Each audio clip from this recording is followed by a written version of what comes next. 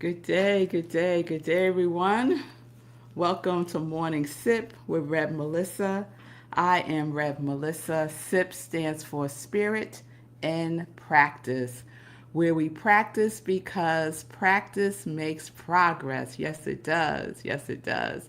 So, happy day, everybody. I hope you're doing well. We are wrapping up our Odyssey series today. And I hope you have enjoyed the series. As you know, it is inspired by the movie The Odyssey. And if you haven't seen it, I highly recommend it.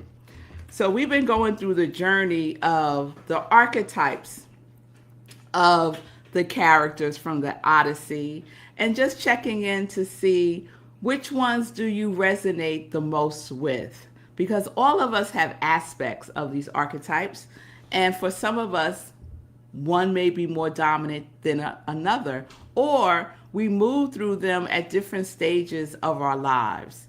So remember, Odyssey means a long wandering or voyage, usually marked by many changes of fortune. So that is our journey here on this physical plane, right? And we go through many, many changes. The question is, how do we navigate? How do we navigate through all of these changes? So we've talked about the archetype of Queen Penelope that was played by Anne Hathaway in the movie.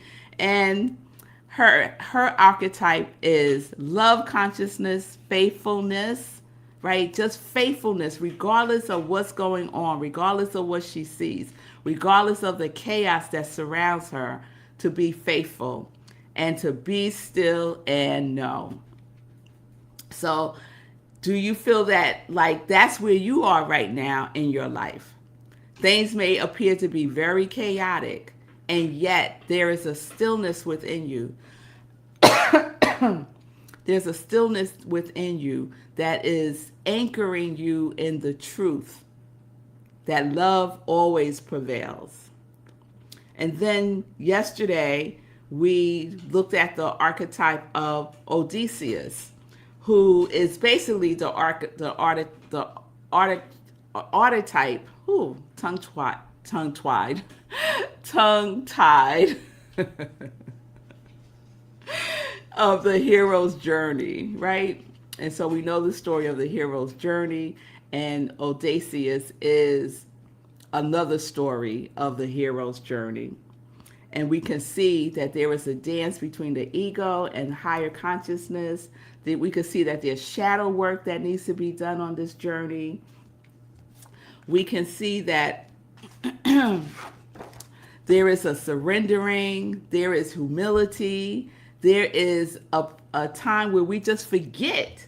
We forget who we are and we just wander. We just wander. But at some point, we will come back to the truth of who we are and we will remember again. We will remember again through self realization and self discipline. So that was Odysseus in a sip. Today, I wanted to spend a little bit of time exploring two other characters in the story, Athena and Telemachus. Telemachus. And the reason why I want to, because there are so many characters in the story. In the movie, it is like, what star isn't in the movie? There's so many recognizable people in the movie. But these are the people that really struck a chord with me personally. And so that's why I'm highlighting them. So we have Athena and Telemachus. And the other reason why I wanted to focus on those two is because Athena is played by Zendaya and Telemachus is played by Tom Holland, Spider-Man. And they are married in real life. So I just thought it was just so cute that they were in this film together, like they are in Spider-Man. So Athena's archetype is the archetype of wisdom, divine wisdom, or inner knowing is her archetype. She is the protector, the divine protector. She is the one that guides and protects. So she guided and she protected Odysseus and his son Telemachus. She guided and protected both of them. She was also she was also able to transform herself physically based on the conditions. So you will see her in human form and in animal form. You'll see her in the trees. You will see her in different forms to always in the way to protect and to guide. She is the voice of reason. She is that small, sacred voice that whispers to us, right? She is that voice that brings us back to center. She is that type of archetype for us. She also has the power to tap into our inner strength. Sometimes we need that reminder that we have the inner strength, that everything we need is already endowed within us, and that we have the willingness to tap into it. So she also serves that purpose for us. She provides guidance, protection, security, intuition, and wisdom. That is her archetype. And she plays a pivotal role in the story. Now, Telemachus is the son of Queen Penelope and King Odysseus. However, he has the archetype of someone that I see as many of us may have experienced in our lives, feeling like an imposter. So he is a demonstration of how to overcome imposter syndrome. Who hasn't felt that way, like an imposter? You know, it could be at work, it could be in social circles. We don't feel like, I really don't know why I'm here because I can't do this. But let me act like I can. And then you have this back and forth within yourself of being an imposter. So Telemachus is that archetype. He's that archetype of finding our true selves, of finding our true selves, of owning our presence in the world, of owning our inherent right to take up space in the world. So he is that archetype. And I can remember feeling that way in my life when I was younger, navigating corporate America, feeling like an imposter. But we see his journey because all of these characters are on a journey. And his journey is about departing from his comfort zone. He had to leave. He had to leave the comforts of home, the comforts of having his mother there, and go out in the world on his own journey to find himself. Yes, he was looking for his father, but he was also in search of his true self, of his own beingness. So he represents growth. He represents spiritual maturity. We see him make the transformation from a boy who lacked confidence to someone who started to believe in themselves and their ability. We see his healing journey because he's the son of a king. So there was a lot of comparison between him and his father. So he was also had to heal some wounds, right? And especially the archetype of sovereignty. The archetype of sovereignty. So when I was doing some research on Telemachus, because he was the most, I really resonated with him because I could really see myself, especially my younger self, in him. And it talks about how he is the initiated hero. So he's going through a initiation in his life. And in that, he has to come with the realization that he's been playing small in his life, that he's been holding himself back. And so by leaving his comfort zone, he was able to own his own sovereignty, right? To not feel inadequate and trapped by being the prince. And so he heeded the call.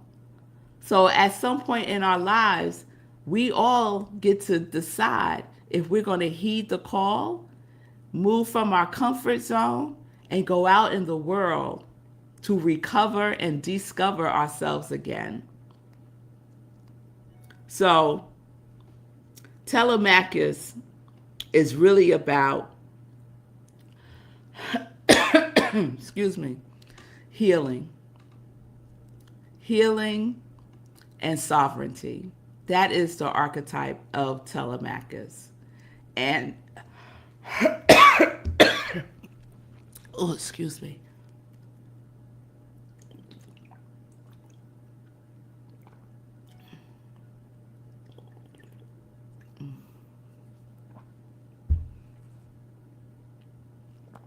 Oh, excuse me, y'all. Something in my throat. And Athena is also the divine protector for Telemachus. And we see that in the movie. Her whispering, comforting him, and actually rooting for him, right? Rooting for him to not give up, to believe in himself. So that is Telemachus. So let me check in with you all. Who do you resonate with the most? Where are you? Where do you feel like you are now in your journey in this thing called life? Are you on the journey of Penelope, love consciousness, faithfulness? Are you in a place of being still and just knowing? Are you in the place of Odysseus? Are you on your hero's journey? When are we not? When are we not on our hero's journey? But maybe you're at the place in your journey where you're doing some shadow work, where you're dealing with surrendering, where you need to humble yourself, where self-discipline may be up for you. Or are you at the point in your life where you are in your Athena stage, where divine wisdom is guiding you, where you are trusting that which is not seen? Or are you at the Telemachus stage of your life, where you are rediscovering the truth of who you are, where you are saying, enough is enough, let me move. I am too comfortable here.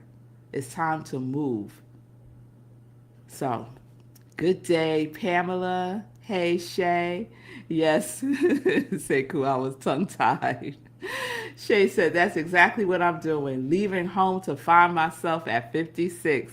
Yes, girl, age don't mean a thing. We go through, it is a continuing evolution, right? It's continuing evolution. Looked them up last night, had no idea they were married. Yes, where you been, say cool? Zendaya and Tom Holland are married, and I love the way they did it. No big boo-ha-ha about it. They just did their own private thing. Pamela, love, recover, and discover ourselves. Yes, Pamela, that resonates with you. Absolutely. And Fee says, where are you? What do you feel like you are now in your journey in this thing called life? Oh, Fee's capturing what I just shared. Yes, yes, Fee. Where are you now? Where are you in your season is a wonderful way to put it as well. We're all on a journey, all on a journey. We move through these phases, and sometimes we do it multiple times in this lifetime, and it's all good. It's all good. And it stretches us. It sometimes could bring us to our knees. I know it has for me at times. But we have the inner knowingness. We have the inner knowingness. We have the divine wisdom. We have the source to guide us and give us exactly what we need when we need it. So that is the series, the Odyssey. There's so many more characters and archetypes that I could dig into, but I wanted to focus on these four because these four really resonated with me, and I could see them operationalized in my life over time. So I hope you received something from that. I appreciate your time and your attention. And if you haven't seen the movie, go see it. And let me just do a plug for AMC. Tuesdays and Wednesdays, 50% off tickets. So if you want to go to the movies and have a good time, because The Odyssey is a movie you need to see on the big screen. You need to see it on the big screen. So AMC, Tuesdays and Wednesdays, 50% off the tickets. And bring your lunch. You know I bring my lunch. I bring something to drink. I walk right by that concession stand. I don't do none of that. All right. All right. So a last word from Fee, then we'll get into some joy news. Will we get these archetypes from watching the film? I'm planning to see the movie next Tuesday. So I think y'all will, because you're the congregation of joy and you see things from a higher perspective. Now, some folks will just see it as entertainment and go no deeper than that. You know that it was a good movie, I was entertained, it was a good fight scene, it was this and that. But for me, almost, and I'll say almost, because there's lots of exceptions. Films, I look for the metaphysical meaning in films, and the spiritual perspective is the lens that I'm looking at it. And I think that you will see that as well, Fee. All right, all right. So let's get into some joy news. Let's get into some joy news. So I am excited for this. On September 1st, let me take down the Odyssey tag here. On September 1st, we are having a collaborative concert with Unitarian Universalist Congregation of Rockland. So this is the congregation that we have our collaborative service with on the third Sunday, and we decided to come together and have a concert with Jessie Powers. If you don't know Jessie Powers, she is phenomenal, and she is known especially in the New Thought circles, and she plays virtually about twice a year at our centers. So it's two communities, one concert, and a shared purpose is what we are saying about this. It's only $25. It is in person, so I'm sorry, my Colorado and California folks. It is in person. It's not going to be on Zoom. It is September 1st at 7 o'clock at UU in Pomona, New York. That's in Rockland County. It is going to be fantastic. You could buy tickets now. You could scan the QR code you see on the screen, or you could go to bit.ly Oneness Concert and get your tickets there. It is going to be awesome, y'all. I love Jessie Powers. If you don't know her, go on YouTube, check out her music. Definitely that spiritual vibe, that feel good, that message in music, that is who she is. So that is happening on September 1st. It'll be here before you know it. So buy tickets now because we have limited space. Sunday is our Sunday summer celebration, and we are in a new series for August. Our theme is the fear and the furious. And I saw this quote from Joseph Campbell: "The cave you fear to enter hides the treasure you seek. The cave you fear to enter hides the treasure you seek." I love that. So this Sunday, 10:30 a.m. Eastern Time, my talk is Fierce Clarity. Fierce Clarity. So join me virtually on Zoom or on Facebook Live. You can go to rocklandcsl.org for the Zoom link. I'm trying to put up the banner for you so you can see it. There we go. rocklandcsl.org for the Zoom link for Sunday service and the concert. All right? The concert information. There's no Zoom link for the concert. All right. So that is the joy news, y'all. Have a wonderful today. I hope to see you on Sunday. If not, I will see you next week. Peace and blessings, everybody. Peace and justice. We're living life in joy, connected to our yes.